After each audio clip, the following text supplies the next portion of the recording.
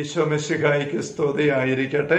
ഈശോയേറ്റ സ്നേഹിക്കപ്പെട്ട സഹോദരരെ, ആഭ്യന്തര കർമ്മീയ ആത്മീയതയുടെ 154 സെഷനാണല്ലോ ഇത്. 5-ാം സദനത്തെക്കുറിച്ചുള്ള 17-ാമത്തെ വിചിന്തനവും. Hallelujah, hallelujah. 5-ാം സദനത്തെക്കുറിച്ചുള്ള 4 അധ്യായങ്ങളിൽ 3-ാമത്തെ അധ്യായത്തിന്റെ 7-ാമത്തെ ഖണ്ഡികയിലാണല്ലോ നമ്മൾ നിൽക്കുന്നത്.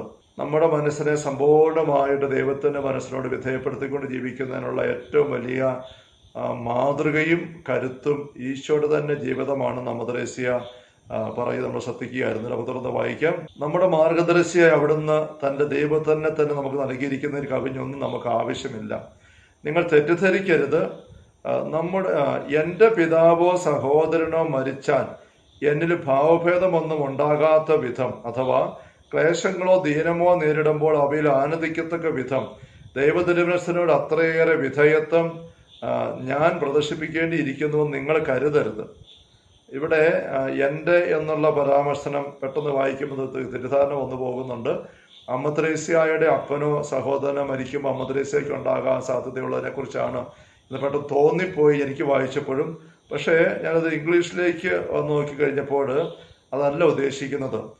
നമ്മുടെ എന്നുവെച്ചാൽ ഒരാളുടെ, അങ്ങനെയാണ്. എൻ്റെ എന്ന് പറയുന്നത് അമ്മത്രേസ്യയുടെ അല്ല, ഞാൻ ആത്മീയ അന്വേഷകൻ്റെ. അപ്പോൾ നമുക്ക് ഇതായിരിക്കും അതിൻ്റെ കൃത്യമായ വിവർത്തനം കുറച്ചുകൂടെ നമുക്ക് മനസ്സിലാകുന്നത്.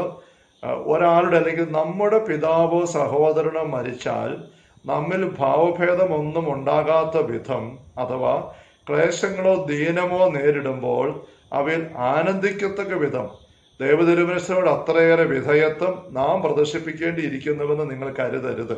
ഇതാണ് അതിൻ്റെ കറക്റ്റ് അമ്മത്രേസ്യ ഉദ്ദേശിക്കുന്നത്. എന്നുവെച്ചാൽ നമ്മൾ സമ്പൂർണ്ണമായിട്ട് നമ്മുടെ ഉള്ളത്തെ ദൈവത്തിൻ്റെ തിരുമനസ്സിന് വിധേയപ്പെടുത്തി കീഴ്പ്പെടുത്തിക്കൊണ്ട് പോകുന്ന അവസരത്തിൽ എന്ത് വന്നാലും നമുക്കൊരു കലക്കവും വരികയില്ല, ഒരു ദുഃഖവും ഉണ്ടാവുകയില്ല, ഒരു സങ്കടവും വരികയില്ല എന്നുള്ള തെറ്റിദ്ധാരണ നിങ്ങൾക്ക് വേണ്ട എന്ന് അമ്മത്രേസ്യ പറയുന്നത്. ഈശോയാണ് നമ്മുടെ മാർഗദർശനം പറഞ്ഞു കഴിഞ്ഞല്ലോ. ഈശോയുടെ തന്നെ അനുഭവത്തെ സൂചിപ്പിച്ചു കഴിഞ്ഞു. ലാസറിന്റെ കബറിടത്തേക്ക് ചെല്ലും ഈശോ കണ്ണീരൊഴുക്കുന്നുണ്ട്, നെടുവീർപ്പെടുന്നുണ്ട്. സഹനത്തിന്റെ പാതയിലൂടെ പോകുമ്പോൾ പിതാവിന്റെ ഇഷ്ടത്തിന് തന്നെ തന്നെ വിധേയപ്പെടുത്തിക്കൊണ്ട് കശം നിർത്തി പ്രാർത്ഥിക്കുമ്പോഴും ഈശോ ചോര വീർത്തു ഉച്ചത്തിൽ നിലവിളിക്കുന്ന ഒരു കുരിശ കിടന്നുകൊണ്ട് പീഡന പോകുമ്പോഴും അങ്ങനെ കരയുകയും കണ്ണീരൊഴുക്കുകയും ചോര വീർക്കുകയും എല്ലാം ചെയ്തുകൊണ്ട് തന്നെയാണ് ഈശോ പിതാവിന്റെ ഇഷ്ടത്തിന് തന്നെ വിധേയപ്പെടുത്തിയത്. അതുപോലെ നമ്മുടെ ജീവിതത്തിലും നമ്മുടെ പ്രിയപ്പെട്ടവർ, ഒരാൾ അപ്പനോ സഹോദരങ്ങളോ അല്ലെ പങ്കാളിയോ മക്കളോ പ്രിയപ്പെട്ടവർക്ക് മരിക്കുമ്പോൾ നമുക്ക് സങ്കടം ഉണ്ടാവും, കണ്ണും നിറയും, വേദനിക്കും. രോഗം വരുമ്പോൾ നമുക്കതിന് ക്ലേശമുണ്ടാകും. അത് ഒന്നും ഉണ്ടാകാത്ത രീതിയിൽ അപ്പോഴും ചിരിച്ചുകൊണ്ട് തന്നെ ആയിരിക്കണം തെറ്റിദ്ധാരണ നിങ്ങൾക്ക് വേണ്ട എന്നാണ് അമ്മത്രേസ്യ പറഞ്ഞ കാര്യം വ്യക്തമാണല്ലോ. അങ്ങനെ ആയ കൊള്ളാം. പുഞ്ചിരിയോടെ സഹനത്തെ സ്വീകരിക്കാനും അങ്ങനെ സാധിക്കുന്നവരും ഉണ്ട് നമുക്കറിയാം. അമ്മത്രേസ്യ പറഞ്ഞു ഞാൻ പുഞ്ചിരിച്ചുകൊണ്ട് വേണം മരിക്കും. പക്ഷേ മരണത്തിന്റെ രോഗാവസ്ഥയിൽ പെട്ട് കഴിഞ്ഞപ്പോൾ കുത്രേസ്യക്ക് പലപ്പോഴും ചിരിക്കാനായിട്ട് സാധിച്ചില്ല. അതേപറ്റി കുത്രേസ്യ തന്നെ പറയുന്നുണ്ട്, എൻ്റെ മുഖത്ത് ചിരി കാണുന്നില്ല എന്ന് കണ്ട് നിങ്ങൾ തെറ്റിദ്ധരിക്കേണ്ട, എൻ്റെ ഉള്ളിൽ സന്തോഷം തന്നെയാണ്. പക്ഷെ രോഗത്തിന്റെ അനുഭവം തന്നെയാണ്. രോഗികൾക്കൊണ്ട് നിങ്ങൾ തീക്ഷ്ണമായിട്ട് പ്രാർത്ഥിക്കണം എപ്പോഴും. കാരണം രോഗത്തിൽ പെട്ട് കഴിയുമ്പോൾ അതിന്റെ ഞെരുക്കം നമുക്ക് മനസ്സിലാവുകയുള്ളൂ. കുത്രേസ്യ പറയുന്നുണ്ട്. പുഞ്ചിരിച്ചുകൊണ്ട് മരിച്ച സൃഷ്ടിനെ കുറിച്ച് നമ്മൾ യൂട്യൂബിലൊക്കെ കാണുന്നുണ്ട്. ഏതാനും വർഷം മുമ്പ് നിറഞ്ഞ പുഞ്ചിരിയോടെ മരിക്കുന്ന സൃഷ്ടിനെ കുറിച്ചും. അങ്ങനത്തെ അത് അങ്ങനെ ആയാൽ നല്ലത് തന്നെ. പക്ഷെ ഈശോയ്ക്ക് പോലും സാധിച്ചില്ല കുരിശിൽ കിടന്നുകൊണ്ട് ചിരിക്കാൻ. എങ്കിലും നമ്മൾ അതേപറ്റി ഭാരപ്പെടണ്ട എന്നുള്ളതാണ് നമ്മൾ മനസ്സിലാക്കേണ്ടത്. പക്ഷെ ചിലപ്പോൾ അല്പം വിവേകം വേണം. നമ്മുടെ കഴിവിന് അതീതമായ സന്ദർഭങ്ങളിൽ നാം അവസ്ഥരോചിതം പ്രവർത്തിക്കുക. നമ്മുടെ കഴിവിന് അതീതമായ സന്ദർഭം എന്ന് പറയുന്നത് ഇങ്ങനെ പെട്ടെന്ന് മരണം ഉണ്ടാകുന്നു, അപ്പോൾ നമുക്ക് കരച്ചിൽ വരുന്നു, അപ്പോൾ നമുക്ക് പിടിച്ചു നിൽക്കാൻ പറ്റുന്നില്ല, നമ്മുടെ വികാരങ്ങൾ നിയന്ത്രിക്കാൻ പറ്റുന്നില്ല, കണ്ണീർ ഒഴുകുന്നു, വാവിട്ട് കരയുന്നു. അങ്ങനെ വരുമ്പോൾ നമ്മൾ അതിനെ ബലം പിടിച്ച് നിയന്ത്രിക്കാൻ നോക്കണ്ട. വിവേകത്തോടു കൂടെ കരയാൻ തോന്നുകൂടെ കരഞ്ഞു, അത് വിഷമമില്ല, അതിനകത്ത് നിരാശ വേണ്ട, കലക്കം വേണ്ട. അതുകൊണ്ടാണ് കഴിവിന് അതീതമായ സന്ദർഭങ്ങളിൽ നാം അവസരോചിതം പ്രവർത്തിക്കുക. അപ്പൊ കരയാൻ തോന്നുന്ന കരഞ്ഞു, കുഴപ്പമില്ല. ഈദൃശ അവസരങ്ങളിൽ ഇതുപോലെ അല്ലെങ്കിലും മറ്റു സംഗതികളിൽ സാത്വികന്മാർ എന്തെല്ലാമാണ് അനുവർത്തിച്ചിട്ടുള്ളത്. സ്വാത്വികന്മാർ എന്നുള്ള വാക്ക് പെട്ടെന്ന് നമുക്ക് தெரியாതെ വരും. ഫിലോസഫേഴ്സ് എന്നാണല്ലോ. പക്ഷെ ഇംഗ്ലീഷിൽ കിടക്കുന്നത് ഹെതൻ ഫിലോസഫേഴ്സ്, വിജാതീയ താത്വികന്മാർ എന്നുള്ളതാണ്. സാത്വികന്മാർ എന്ന് വെച്ചാൽ ഒരു തരത്തിലും നമ്മൾ വികാരങ്ങളെ നയിക്കപ്പെടാൻ പാടില്ല, നമ്മുടെ വികാരങ്ങളുടെ മേൽ സമ്പൂർണ്ണമായ നിയന്ത്രണം ഉണ്ടാവണം എന്നൊക്കെ പറഞ്ഞുകൊണ്ട് സ്വയം നിയന്ത്രിച്ചിങ്ങനെ ഏതു ഭീകരമായ ശാരീരിക പീഡ ഉണ്ടാകുന്നിടത്ത് പോലും വേദന പോലും കാണിക്കുക പോലും ചെയ്യാതെയുള്ള സ്വയം നിയന്ത്രണമൊക്കെ പരിശീലിപ്പിച്ചും അത് ആവശ്യപ്പെട്ടും ഒക്കെ പോകുന്ന വിജാതീയ അക്രൈസ്തവ ഫിലോസഫേഴ്സ് സാത്വികന്മാരൊക്കെ അവിടെ ഇവിടെയൊക്കെ ഉണ്ട്. അങ്ങനെയുള്ള വ്യക്തികളെ ആയിരിക്കാം അത് ഓർമ്മിക്കുന്നത്, ഇവിടെ സൂചിപ്പിക്കുന്നത്. പക്ഷെ അതൊന്നും വെച്ച് നിങ്ങൾ നീങ്ങേണ്ട ആവശ്യമില്ല. അവർ മഹാവിജ്ഞാനികളുമായിരുന്നു, ആയിക്കോട്ടെ. എന്നാൽ കർത്താവ് നമ്മോട് രണ്ട് കാര്യമേ ആവശ്യപ്പെടുന്നുള്ളൂ. അങ്ങനത്തെ വലിയ വികാരങ്ങൾ നിയന്ത്രിച്ച് കല്ലുപോലെ ഇങ്ങനെ നിന്ന് പിടിക്കുക എന്നൊക്കെ പറയുന്നത് ദൈവതിരുമേശ്വരോടുള്ള വിധേയത്തിന് അടയാളമായിട്ട് നിങ്ങൾ എടുക്കാനായിട്ട് പോകണ്ട. രണ്ട് കാര്യം കർത്താവ് ആവശ്യപ്പെടുന്നത് എന്താണത്? ദൈവസ്നേഹവും പരസ്നേഹവും. അപ്പം നമ്മുടെ ഉള്ളത്തെ ദൈവത്തിൻ്റെ ഇഷ്ടത്തോട് സമ്പൂർണ്ണമായിട്ട് വിധേയപ്പെടുത്തിക്കൊണ്ട് പോകാനായിട്ടുള്ള മാർഗം എന്താണ് എന്ന് അമദ്രസ്യയോടെ തുറന്ന് വിശദീകരിക്കാൻ തുടങ്ങുകയാണ്. അത് ദൈവസ്നേഹവും പരസ്നേഹമാണെന്ന് പറയുകയാണ്. രണ്ട് കാര്യമേ ആവശ്യപ്പെടുന്നുള്ളൂ നമ്മുടെ കർത്താവ്, ദൈവസ്നേഹവും പരസ്നേഹവും. ഇവയ്ക്ക് വേണ്ടിയാണ് നാം അധ്വാനിക്കേണ്ടിയിരിക്കുന്നത്. ഇവ പൂർണ്ണമായി സമ്പാദിക്കുന്ന പക്ഷം അവിടുത്തെ തിരുമനസ് നാം നിർവഹിക്കുകയായി തന്നിൽ നാം ഐക്യപ്പെട്ടിരിക്കുകയും ചെയ്യും. ഈ ദൈവസ്നേഹവും പരസ്നേഹവുമാണ് നമ്മുടെ ഉന്നം വെച്ച് നീങ്ങേണ്ടത്. അല്ലാതെ ഇങ്ങനെയുള്ള ബലം പ്രയോഗിച്ച് വികാരങ്ങളെ നിയന്ത്രിക്കുക, ചിരിക്കാതിരിക്കുക, കരയാതിരിക്കുക, അതൊന്നും അല്ല. ഇതാണ് ഇവിടെ ശ്രദ്ധിക്കേണ്ട കാര്യം. അതാണ് നമ്മൾ ശ്രദ്ധിക്കാം. എന്നാൽ ഞാൻ പറഞ്ഞതുപോലെ ഇത്ര മഹോന്നതനായ ദൈവത്തിന് വേണ്ടി ഈ രണ്ട് പുണ്യങ്ങൾ യഥാവിധി സമ്പാദിക്കുന്നതിൽ എന്തുമാത്രം വീഴ്ചയാണ് നാം വരുത്തുന്നത്. ഈ ദൈവസ്നേഹവും പരസ്നേഹവും പാലിക്കുന്നതിൽ നേടുന്നതിൽ നാം ഒരുപാട് വീഴ്ച വരുത്തുന്നുണ്ട് എന്ന് അമദ്രസ്യ വിശദീകരിക്കുകയാണ്, ചൂണ്ടിക്കാണിക്കുകയാണ്. ഇവയിൽ അവിടത്തേക്ക് തൃപ്തി നൽകുന്ന പദവിയിൽ എത്തിച്ചേരുവാൻ കർത്താവ് കാരുണ്യപൂർവ്വം നമ്മെ സഹായിക്കട്ടെ. നമുക്ക് തൃപ്തി വന്നോ ഇല്ലയോ എന്നുള്ളതല്ല. എനിക്ക് ദൈവസ്നേഹമുണ്ട്, സഹോദര സ്നേഹമുണ്ടെന്നൊക്കെ നമ്മളിവരെ ചിന്തിക്കുമായിരിക്കും. പക്ഷെ നമുക്ക് തൃപ്തിയുള്ളതല്ല വിഷയം. തമ്പുരാന് നമ്മളുടെ ദൈവസ്നേഹത്തെക്കുറിച്ചും പരസ്നേഹത്തിലും തൃപ്തി ഉണ്ടാവണം. അങ്ങനത്തെ ഒരു അവസ്ഥയിലേക്ക് എത്തിച്ചേരാനായിട്ട് നമുക്ക് ദൈവത്തിന് സഹായം പെട്ടെന്ന് കരുണയെ കിട്ടട്ടെ. നമുക്ക് മനസ്സുണ്ടെങ്കിൽ അത് നമ്മുടെ കഴിവിൻ്റെ പരിധിക്കുള്ളിൽ തന്നെയാണ്. നമുക്ക് മനസ്സുണ്ടെങ്കിൽ മാർഗമുണ്ട്. നമ്മുടെ കഴിവിൻ്റെ പരിധിക്കുള്ളിൽ നമുക്ക് സാധിക്കും എന്ന് പറയുമ്പോൾ അമദ്രസ്യ നേരത്തെ എപ്പോഴും ആവർത്തിച്ചിട്ടുണ്ടൊരു കാര്യം, ഇവിടെ ആവർത്തിക്കുന്നില്ലെങ്കിലും ദൈവസഹായത്താൽ എന്ന കാര്യം മറക്കരുത് എന്നുള്ളത് ഓർമ്മിക്കാം. എട്ടാമത്തെ ഖണ്ഡിക, പരസ്നേഹത്തിന്റെ പ്രമാണം. അപ്പൊ ഈ ഒരു ദൈവസ്നേഹവും പരസ്നേഹവും എങ്ങനെ പാലിക്കാം എന്നതിനെക്കുറിച്ച് തുടർന്ന് നമ്മൾ വിശദീകരിക്കുന്നത്.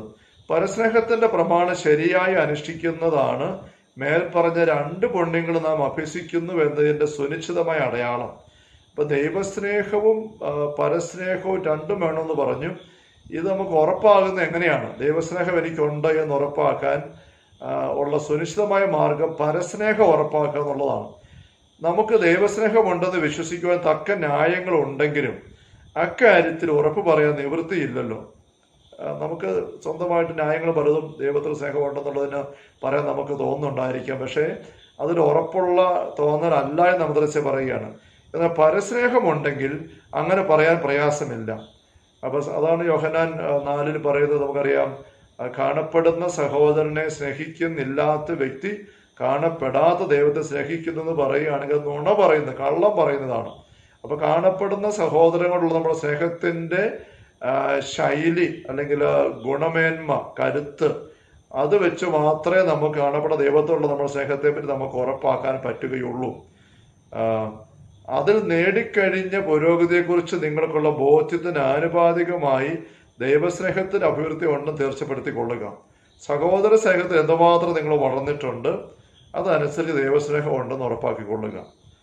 നമ്മുടെ പരസ്നേഹത്തിന് സമ്മാനമായി തൻ്റെ നേർക്കുള്ള സ്നേഹം നാനാവിധത്തിൽ വർദ്ധിപ്പിക്കുവാൻ തിരുമനസ്സാകത്തക്ക വണ്ണം അത്രമാത്രം വാത്സല്യപൂർവ്വം അവിടെ നമ്മെ സ്നേഹിക്കുന്നുണ്ട്. അക്കാര്യത്തിൽ സംശയിക്കാൻ എനിക്ക് സാധ്യമല്ല. അപ്പോൾ നമ്മൾ സഹോദരങ്ങളെ ആത്മാർത്ഥമായിട്ട് സ്നേഹിച്ച് നീങ്ങുമ്പോൾ ദൈവം തൻ്റെ നേർക്കുള്ള സ്നേഹം നമ്മിലേക്ക് സമൃദ്ധമായിട്ട് ചൊരിഞ്ഞു തരും, നാനാവിധത്തിൽ വർദ്ധിപ്പിച്ചു തരും. അത്രമാത്രം ദൈവം നമ്മെ സ്നേഹിക്കുന്നുണ്ട്. അക്കാര്യത്തിൽ എനിക്ക് ഒട്ടും സംശയമില്ലെന്ന് അമദ്രസ്യ പറയുന്നു. 9ാമത്തെ ഖണ്ഡിക, ഈ വിഷയത്തിൽ നമുക്ക് വളരെ കരുതലുണ്ടായിരിക്കേണ്ടത് ആവശ്യമാണ്. ഇതിൽ ഗണ്യമായ പരിപൂർണത പ്രാപിക്കുന്നെങ്കിൽ എല്ലാം നിവർത്തിതമായി. അപ്പം ദൈവസ്നേഹത്തിലും പരസ്നേഹത്തിലും വളരുക, അത് പരസ്നേഹത്തിലൂടെ വളർന്നുകൊണ്ട് ദൈവസ്നേഹമാണെന്ന് ഉറപ്പാക്കേണ്ടത്. അപ്പം ഈ കാര്യം നമുക്ക് വളരെ കരുതൽ വേണം, ശ്രദ്ധ വേണം. ഇവിടെ നല്ല പരിപൂർണത കിട്ടിക്കഴിഞ്ഞാൽ എല്ലാം നിവർത്തിതമായി. പരസ്നേഹം ദൈവസ്നേഹത്തിൽ വേരുറയ്ക്കുന്നില്ലെങ്കിൽ അതിൻ്റെ പൂർണ്ണത പ്രാപിക്കാൻ നമുക്ക് സാധിക്കുമെന്ന് ഞാൻ കരുതുന്നില്ല. നമ്മുടെ സ്വഭാവം അത്ര ദുഷിച്ചതാണ്. ഇനി മറുവശവും പറയുകയാണ്, നമ്മുടെ പരസ്നേഹത്തിൻ്റെ വേര് നിൽക്കുന്ന ദൈവസ്നേഹത്തിനായിരിക്കണം. ദൈവസ്നേഹം ഉണ്ടോ എന്ന് നമുക്ക് ഉറപ്പാക്കണേ പരസ്നേഹം വേണം. പക്ഷെ പരസ്നേഹം ഒരുപാടുണ്ടെങ്കിലും അത് ദൈവസ്നേഹത്തെ പ്രതി അല്ല നമ്മൾ മറ്റുള്ളവരെ സ്നേഹിക്കുന്നതെങ്കിൽ അവിടെ അപകടമുണ്ട്. അതുകൊണ്ട് നമ്മൾ പരസ്നേഹത്തിൻ്റെ അടിസ്ഥാനമായിട്ടും മാനദണ്ഡമായിട്ടും ഹേതു വിഷയമായിട്ടും നമ്മൾ ദൈവസ്നേഹത്തെ പറ്റി കാണണം. ഈശോയുടെ സ്നേഹത്തിൽ ആ ഒരു ക്രമമുണ്ടല്ലോ. പിതാവ് എന്നെ സ്നേഹിച്ചതുപോലെ ഞാൻ നിങ്ങളെ സ്നേഹിച്ചു. പിതാവിന് ഈശോയ്ക്ക് നമ്മുടെ നേർക്കുള്ള സ്നേഹത്തിന് ഒരു മാനദണ്ഡം അടിത്തറയുള്ളത് പിതാവിൻ്റെ സ്നേഹമാണ്. ഈശോയ്ക്ക് പിതാവുമായുള്ള സ്നേഹമാണ്. അതുപോലെ തന്നെ ഞാൻ നിങ്ങളെ സ്നേഹിച്ചതുപോലെ നിങ്ങൾ പരസ്പരം സ്നേഹിക്കണം.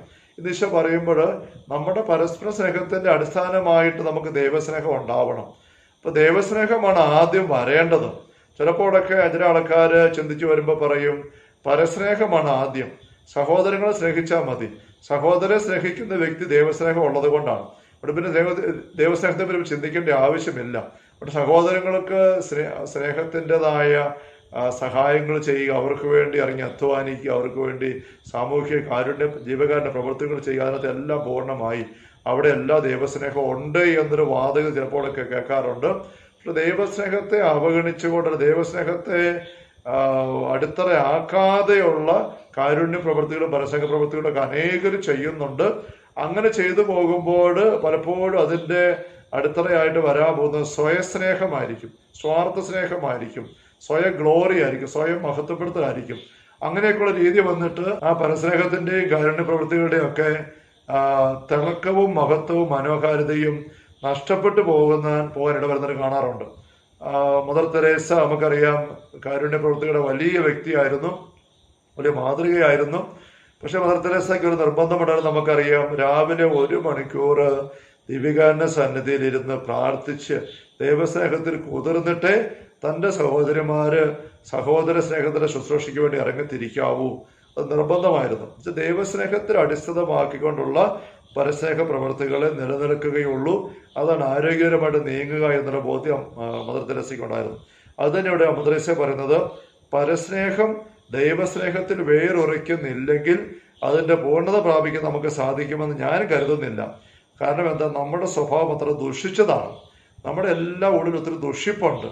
സ്നേഹമാണ്, കാരുണ്യമാണ്, നന്മയാണ്, സഹോദര നിരക്കുള്ള അനുകമ്പയാണെന്നൊക്കെ പറഞ്ഞ് നമ്മൾ ഇറങ്ങിയാലും അതിനകത്ത് നമ്മുടെ ദുഷിപ്പ് കൊണ്ട് ഇപ്പോൾ സൂചിപ്പിച്ച് കഴിഞ്ഞതുപോലെ നമ്മുടെ സ്വയ മഹത്വീകരണവും ആൾക്കാരുടെ മക്കൾ പ്രശംസ കിട്ടാനുള്ള താല്പര്യവും അല്ലെങ്കിൽ ലാഭം കൊയ്യാനുള്ള നോട്ടവും ലാക്കും അല്ലെങ്കിൽ സ്വയ തൃപ്തി എടുക്കാനുള്ള കരുതലും എല്ലാം അതിനകത്ത് കയറി വരും. അപ്പോൾ അവസാനം വരുമ്പോൾ മറ്റുള്ളവർ നമ്മുടെ പക്കലെത്തി നമ്മുടെ യഥാർത്ഥ ഉള്ളത്തിൻ്റെ ദുഷ്ട അനുഭവിച്ചിട്ട് തിരിച്ചറിഞ്ഞിട്ട് വിഷമിച്ച് അകന്നു പോകുന്നൊരു അപകടം അവിടെ ഉണ്ടാവാം. അങ്ങനെ ജീവകാരുണ്യ പ്രവർത്തനങ്ങൾ എതിർസാക്ഷ്യമായിട്ട് ഭവിക്കുന്ന സാഹചര്യങ്ങളും നമുക്ക് നമ്മുടെ ഇടയിൽ അത്ര കുറവല്ലെന്നുള്ളത് നമുക്ക് തിരിച്ചറിയാണ്ട് പറ്റട്ടെ. അവബോധം നമ്മിൽ അധികം ഏറ്റവും നിസ്സാര സംഗതികളിൽ പോലും വളർത്താൻ നമുക്ക് പരിശ്രമിക്കാം. അവബോധം, നമ്മളുടെ തനിനിറം എന്താന്ന് നമുക്ക് നല്ലപോലെ അറിയാമായിരിക്കണം. നമുക്ക് എന്തുമാത്രം അധപതിച്ച പ്രകൃതമാണുള്ളത്. ഹൃദയം വളരെ ദുഷ്ടതയുള്ളതാണ്, ദുഷിച്ച ഹൃദയമാണ്. എൻ്റെ ജീവിതത്തിൽ ഇന്ന തിന്മകളെല്ലാം കയറി കിടപ്പുണ്ട്. അതുകൊണ്ട് പുണ്യവും പ്രാർത്ഥന പോലും ചെയ്യുന്നിടത്ത് തിന്മ കടന്ന് വരാം. അത്തായി 6 ഈശോ പറയുന്നതാണല്ലോ, ദാനധർമ്മം ചെയ്യുമ്പോൾ കാഹളം മുഴക്കുന്നു, പ്രാർത്ഥിക്കുകയും ഉപവസിക്കുകയും ചെയ്യുമ്പോൾ ഒത്തിരി സ്വരം കേൾപ്പിച്ചുകൊണ്ട് ആൾക്കാർ എന്നെ പ്രാർത്ഥിക്കുന്നതായിട്ട് നടിക്കുന്നു ദീർഘസമയം, അല്ലെങ്കിൽ ഉപവസിക്കുമ്പോൾ അതിൻ്റെ ക്ഷീണം കാണിച്ചുകൊണ്ട് മുഖം മ്ലാനമാക്കി നടക്കുന്നു. അങ്ങനെയൊക്കെ ചെയ്യുമ്പോൾ അത് ഉപകാരമില്ലാത്തതായിട്ട് ഭവിക്കും.